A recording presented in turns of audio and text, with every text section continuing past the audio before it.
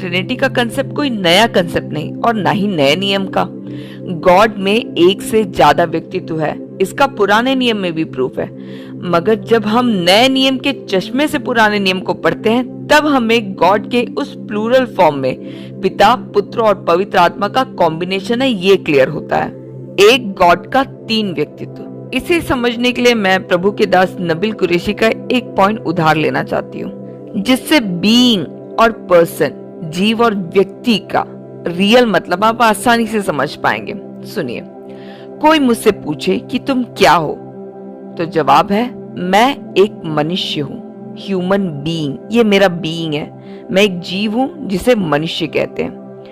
मगर कोई अगर मुझसे ये पूछे कि मैं कौन हूं, तो जवाब है मैं रोस हूं। ये मेरा व्यक्तित्व है, ये मेरे अंदर का व्यक्ति है।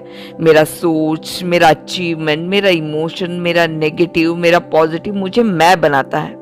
मतलब हर एक इंसान में एक बीइंग और एक पर्सन है। मैं एक जीव हूं जिसको मनुष्य कहते हैं और मेरे अंदर एक व्यक्तित्व है जो रोस है। मगर गॉड के साथ ऐसा नहीं। गॉड का बीइंग तो एक है मगर उसमें 3 व्यक्तित्व है और तीनों ही व्यक्तित्व फुल्ली गॉड है। God the Father God the Son नहीं है और ना ही God the Son God the Holy Spirit है। इसे मैं वचनों से आपको समझाती हूँ। यूहन्ना 1:1-2। आदि में वचन था और वचन परमेश्वर के साथ था और वचन परमेश्वर था। यही आदि में परमेश्वर के साथ था। यहाँ वचन जो आगे पढ़ने पर हमको समझ में आएगा कि ये वचन यीशु है। तो यहाँ वचन मतलब यीशु और परमेश्वर 2 अलग अलग व्यक्तित्व है। ऐसे ही पहला यूहन्ना 2:1। यदि कोई पाप करे तो पिता के पास हमारा एक सहायक है, अर्थात धार्मिक यीशु मसीह। ऐसे ही पहला यूहन्ना 2:1, इब्रानियों 7:25। ऐसे कई और वचन है जिसमें ये साफ है कि पिता परमेश्वर और पुत्र परमेश्वर अलग अलग है। ऐसे ही पिता और पुत्र होली स्पिरिट भी नहीं है। यूहन्ना 14:26। परंतु सहायक अर्थात पवित्र आत्मा जिसे पिता मेरे नाम से भेजेगा वह तुम्हें सब बातें सिखाएगा और जो कुछ मैंने तुमसे कहा है वह सब तुम्हें स्मरण कराएगा। आप यहाँ पर इजीली समझ पा रहे होंगे कि तीनों अलग अलग है।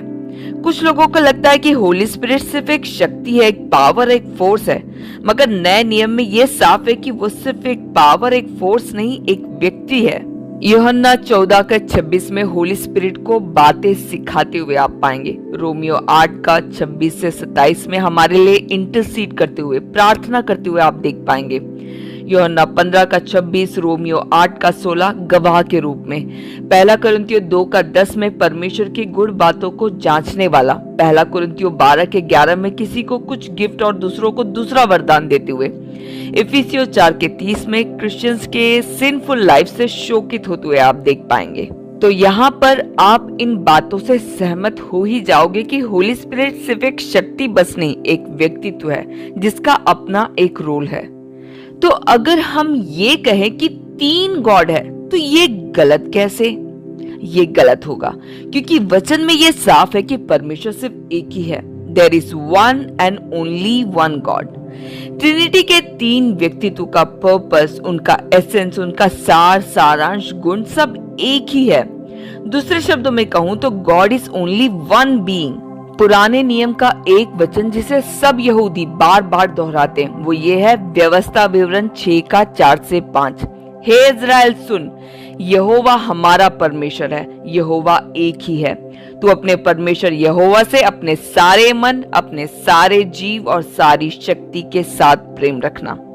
निर्गमन 15:11 में मूसा ने कुछ इस प्रकार गाया, हे यहोवा देवताओं में तेरे तुल्य कौन है? तू तो पवित्रता के कारण महाप्रतापी और अपनी स्तुति करने वालों के भय के योग्य और आश्चर्य कर्म का करता है। 1 किंग में भी आप देख पाएंगे पृथ्वी की सब जातियां यह जान ले कि यहोवा ही परमेश्वर है और कोई दूसरा नहीं। जब परमेश्वर बात करते हैं तो वो बार बार इस बात को क्लियर करते हैं कि he is the only true God. 3 अलग अलग गॉड जिसकी अलग अलग आराधना की जानी चाहिए, ऐसा आइडिया या कंसेप्ट बिब्लिकल नहीं। God alone is the one true God and there is no one else like him। जब वो बात करते हैं तो वही बात कर रहे हैं, ना कि 3 में से एक गॉड जो वर्शिप के योग्य है। जब वो बोल रहे हैं तो गॉड ही बोल रहे हैं, उनमें 3 व्यक्तित्व है। यशायाह 45 का 5 से 6, मैं यहोवा हूँ और दूसरा कोई नहीं, मुझे छोड़ कोई परमेश्वर नहीं। यद्यपि तू मुझे नहीं जानता तो भी मैं तेरी कमर कसूंगा, जिससे उदयाचल से लेकर अस्ताचल तक लोग जान ले कि मुझ बिना कोई है ही नहीं। ऐसे ही कई वचन है।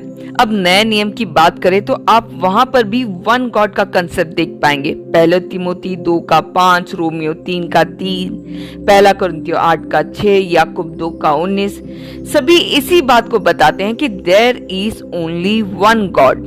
तो इस पूरे एक्सप्लेनेशन में आपको क्या समझ में आया कि ट्रिनिटी का डॉक्ट्रिन आसान नहीं है और इसे ऐसे ही एक्सेप्ट करना, ऐसे ही मानना सही है। इसे सिंपल बनाने की कोशिश कर करके इंसान बहुत सारे गलत टीचिंग ले आ चुका है। हमें ट्रिनिटी का सिर्फ उतना ही ज्ञान है जितना परमेश्वर ने हमें बताया है। बाकी बातें एक रहस्य, एक मिस्ट्री है। हमारे इस छोटे से दिमाग में फिट होने वाला नहीं है द गॉड जिसने शून्यता से वचन के द्वारा इस पूरे ब्रह्मांड की सृष्टि की।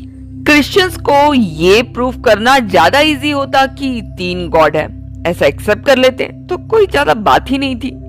मगर नहीं, ये सच नहीं है, इसलिए हम ऐसा बोल नहीं सकते। बस इस बात को पूरी तरह मानते हैं कि परमेश्वर अनादि से 3 व्यक्तित्व में था, है और रहेगा, क्योंकि बाइबल यही सिखाता है। गॉड इज लव, परमेश्वर प्यार है, वो अनादि से ही प्यार है। एक अकेला व्यक्तित्व अनादि से किससे प्यार कर रहा था? गॉड प्यार से भरा हुआ है। हम कैसे कह सकते हैं?